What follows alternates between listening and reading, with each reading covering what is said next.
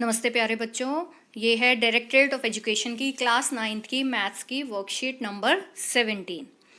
इस वर्कशीट में हम सीखेंगे किसी भी linear equation in two variable को ग्राफिकली रिप्रेजेंट करना। दो चर वाले रैखिक समीकरण का ग्राफीय निरूपण, उसका ग्राफ बनाना, आलेख बनाना। अब इससे पहले वाली जो वर्कशीट है वो करनी बहुत ज़रूरी है, क्योंकि उस वर्कशीट में हमने linear equation in two variables को सॉल्व करना सीखा था। तो प्लीज़ पहले आप वो वर्कशीट देख लें, क्योंकि जब हम linear equation in two variables के सल्यूशन निकालना सीख लेंगे तभी हम उसका ग्राफ बना सकते हैं। तो आइए शुरू करते हैं। अब किसी भी लीनियर इक्वेशन को ग्राफिकली रिप्रेजेंट करने के लिए सबसे पहले हमें उसके सॉल्यूशंस निकालने पड़ेंगे, और ग्राफ बनाने के लिए हमें कम से कम दो सॉल्यूशंस चाहिए, मतलब दो वैल्यूज x की और दो वैल्यूज y की। ये दो सॉल्यूशन हमें चाहिए मिनिमम किसी भी इक्वेशन का ग्राफ बनाने के लिए, उसे ग्राफिकली रिप्रेजेंट करने के लिए। अब क्योंकि एक लीनियर इक्वेशन है, रैखिक समीकरण है, तो इसका ग्राफ किस प्रकार का आएगा? एक स्ट्रेट लाइन आएगी, एक सीधी रेखा आएगी। अब अगर हमें पता करना है कि जो हमने पॉइंट्स प्लॉट किए, हमने ग्राफ बनाया, वो सही है या नहीं, तो उसके लिए कम से कम हमें 3 पॉइंट्स प्लॉट करने पड़ेंगे, मतलब 3 सोल्यूशन हमें पहले निकालने पड़ेंगे। क्योंकि अगर मैं 2 पॉइंट्स को ज्वाइन करती हूं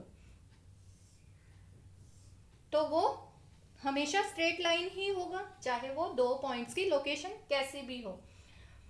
लेकिन अगर तीसरा पॉइंट भी है मेरे पास और ये तीनों पॉइंट एक ही रेखा में आ रहे हैं, तो मैं श्योर हो जाऊंगी जो मेरा ग्राफ है वो सही है। परंतु अगर तीसरा पॉइंट कुछ इस तरीके से आ रहा है और ये तीनों पॉइंट एक सीधी रेखा में नहीं है, तो मुझे पता चल जाएगा कि मैंने कहीं गलती की है।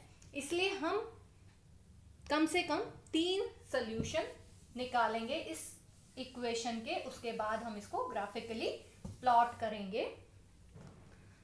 तो जैसे कि मैंने बताया पहले ही, इससे पहले हम 16 वर्कशीट में कर चुके हैं कि हम बहुत सारे सॉल्यूशन इस इक्वेशन के निकाल सकते हैं, तो हमें केवल 3 निकालने हैं।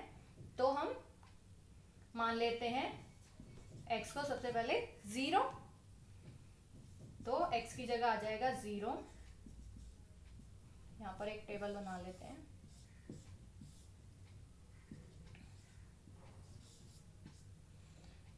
तो ये तो 0 हो गया। y का मान क्या आया? 6। तो जब हमने x को 0 रखा तो y आ गया 6। अब मान लेते हैं y को 0। आप अपनी चॉइस की कोई भी वैल्यू ले सकते हैं। ये सिर्फ हम कन्वीनियंस के लिए ऐसा कर रहे हैं कि एक बार हमने x को 0 ले लिया, एक बार y को 0 ले लिया। ज़रूरी नहीं है हर इक्वेशन में x का मान 0 और y का मान 0 रखने पर आसानी हो, लेकिन मोस्टली आसानी होती है। तो ये हो जाएगा 2x plus 0 is equal to 6, 2x is equal to 6, x is equal to 6/3, sorry 6/2 is equal to 3। तो जब y को 0 रखा तो x का मान आ गया 3। तो मेरे पास 2 हल आ चुके हैं। इन 2 हल से मैं इस इक्वेशन को ग्राफिकली रिप्रेजेंट कर सकती हूँ। मैंने जैसा कि पहले भी बताया, मिनिमम 2 सोल्यूशन मुझे चाहिए ग्राफ बनाने के लिए, लेकिन तीसरा मैं किस लिए निकालूंगी ये भी मैं बता चुकी हूँ। तो हम थर्ड सोल्यूशन भी एक निकाल लेते हैं। Let x is equal to 1 हमने मान लिया, तो x की जगह आ गया 1 plus y is equal to 6। 2 multiply 1 2, तो y आ गया 6 माइनस 2 4।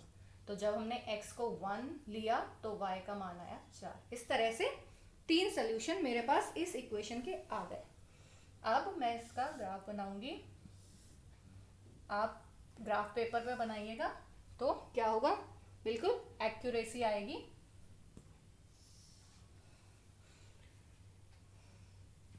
तो यहाँ पर मैं पॉइंट्स ले लेती हूँ इक्वल डिस्टेंस पे। ग्राफ पे जब आप बनाएंगे तो आपको ऑलरेडी इक्वल डिस्टेंस पे ही मिलेंगी मार्किंग्स।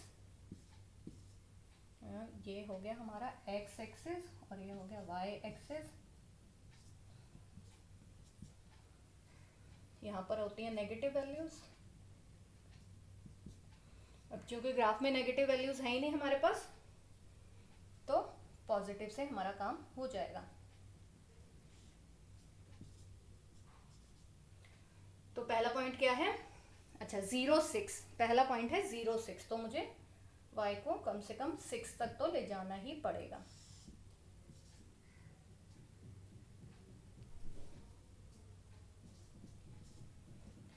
तो पहला पॉइंट क्या है? ये 0 है और y क्या है? 6 है। अगर x की वैल्यू 0 होती है और y की वैल्यू दी होती है हमें, तो वो पॉइंट हमेशा y एक्सिस पर ही लाई करेगा। तो ये मेरा पॉइंट हो जाएगा 0,6। दूसरा पॉइंट है 3,0। यहाँ पर x की वैल्यू है लेकिन y 0 है, तो ये पॉइंट कहाँ पर लाई करेगा? x एक्सिस पर।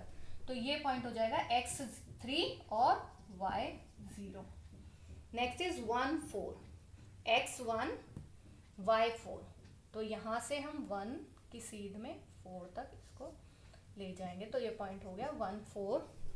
अब हम इन्हें कैसे ज्वाइन करेंगे?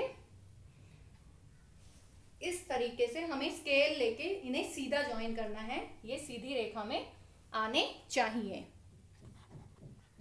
तो जब मैंने इन तीनों बिंदुओं को मिलाया तो मेरे पास एक स्ट्रेट लाइन आ रही है। यही स्ट्रेट लाइन क्या है? ये इक्वेशन है। ये स्ट्रेट लाइन इस इक्वेशन को रिप्रेजेंट कर रही है 2x + y = 6। अगर ये इन तीनों पॉइंट्स को मिलाने पर सीधी रेखा नहीं आती मेरे पास, तो इसका मतलब मैंने कहीं ना कहीं सल्यूशन निकालने में गलती की है। तो इस तरीके से आप बाकी क्वेश्चंस भी इसके कर सकते हैं। तो मिलते हैं बेटा नेक्स्ट वीडियो के साथ, तब तक टेक केयर।